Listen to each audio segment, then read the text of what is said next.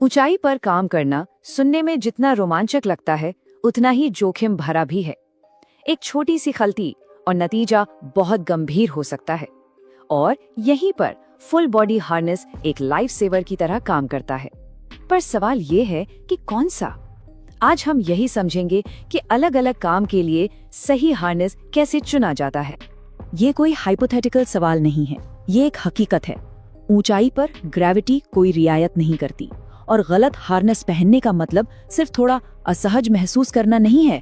इसका मतलब है कि जब कोई गिरेगा तो शायद कोई सुरक्षा हो ही ना। ये एक ऐसा फैसला है जहां गलती की सच में कोई गुंजाइश नहीं है। तो चलिए सबसे पहले इस जोखिम को ही ठीक से समझते हैं।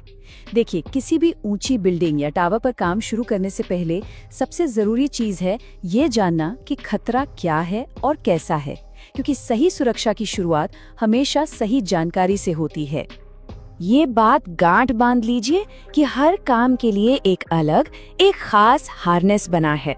जरा सोचिए, क्या क्रिकेट के बैट से टेनिस खेला जा सकता है? नहीं ना। बिल्कुल वैसे ही एक बिल्डिंग की खिड़की साफ करने वाले का हार्नेस टावर पे चढ़ने वाले के किसी काम का नहीं।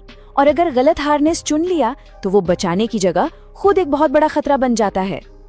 तो इतने सारे टाइप के हार्नेस में से सबसे आम कौन सा है? चलिए शुरुआत करते हैं सबसे बेसिक और सबसे जरूरी हार्नेस से, क्लास ए। इसको फॉल अरेस्ट हार्नेस भी कहते हैं। और हाँ, ये वही हार्नेस है जो शायद सबसे ज्यादा देखने को मिलता है। इसके नाम में ही इसका काम छिपा है, फॉल अरेस्ट। इसका एक ही मकसद है, गिरने के प्रोसेस को अरेस्ट करना, यानी रोक देना। अगर कोई वर्कर फिसल जाए तो ये हार्नेस उस झटके को सोख लेता है और उसे हवा में ही सेफ तरीके से थाम लेता है। तो इसे पहचानेंगे कैसे? बहुत आसान है। इसकी सबसे बड़ी पहचान है इसकी पीठ पर लगा डोर्सल डी रिंग। अब सवाल ये है कि ये पीठ पर ही क्यों होता है? वो इसलिए ताकि अगर गिरने की स्थिति आए तो बॉडी बिल्कुल सीधी रहे और गिरने का पूरा फोर्स, पूरा झटका शरीर के सबसे मजबूत हिस्सों पर बराबर बढ़ जाए। और बस यही कारण है कि ये सबसे ज्यादा इस्तेमाल किया जाता है। ठीक है, क्लास ए तो एक जगह खड़े रहकर काम करने के लिए हो गया, लेकिन अगर काम ही ऊपर चढ़ने या नीचे उतरने का हो तब वहां क्लास ए काम नहीं आएगा। और यहीं पिक्चर में आते हैं क्लास डी और क्लास एल जैसे स्पेशल हार्नेस। इन दोनों में जो मुख्य फर्क है वो इनके डिजाइन और काम में है। पहले बात करते हैं क्लास डी की। इसका डी रिंग आगे यानी सीने पर होता है। ये उन लोगों के लिए परफेक्ट है जिन्हें रस्सी के सहारे कंट्रोल में नीचे उतरना होता है। जैसे सोचिए ऊंची बिल्डिंग्स के शीशे साफ करने वाले। अब आते हैं क्लास एल पर। इसमें चेस्ट के पास 2 डी रिंग होते हैं। ये उनके लिए है जो टावर या सीढ़ी पर चढ़ रहे हैं।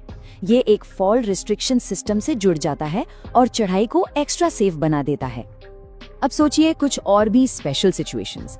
मान लीजिए किसी को एक बहुत ही तंग मैनहोल में उतरना है, या फिर किसी इलेक्ट्रिशियन को बिजली के खंबे पर घंटों तक टिककर काम करना है। इनके लिए ऊपर बताए गए हार्नेस काम नहीं आएंगे। इनके लिए चाहिए कुछ और स्पेशल। यहाँ सारा खेल डी रिंग की पोजीशन का है। क्लास ई में डी रिंग्स कंधों पर होते हैं। क्यों? ताकि किसी को मैन होल जैसी तंग जगह में उतारने या ऊपर खींचने में आसानी हो। अब बात करते हैं क्लास पी की। इसमें डी रिंग्स कमर पर साइड में होते हैं। ये फॉर एग्जाम्पल उस इलेक्ट्रिशियन के लिए है जिसे खंबे पर काम करना है। ये रिंग्स उसे एक पोजीशन में लॉक कर देते हैं जिससे उसके दोनों हाथ काम करने के लिए फ्री हो जाते हैं।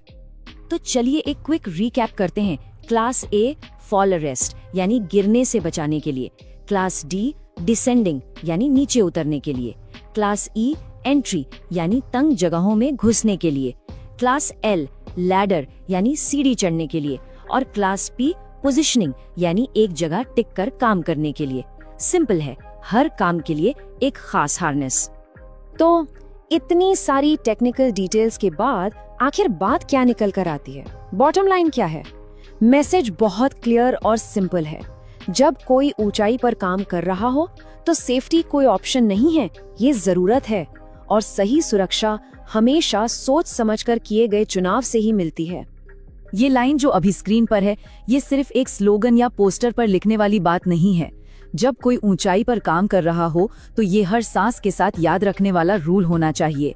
इक्विपमेंट कैसा है, मौसम कैसा है, ये सब बाद में आता है। सबसे पहले और सबसे ऊपर सेफ्टी।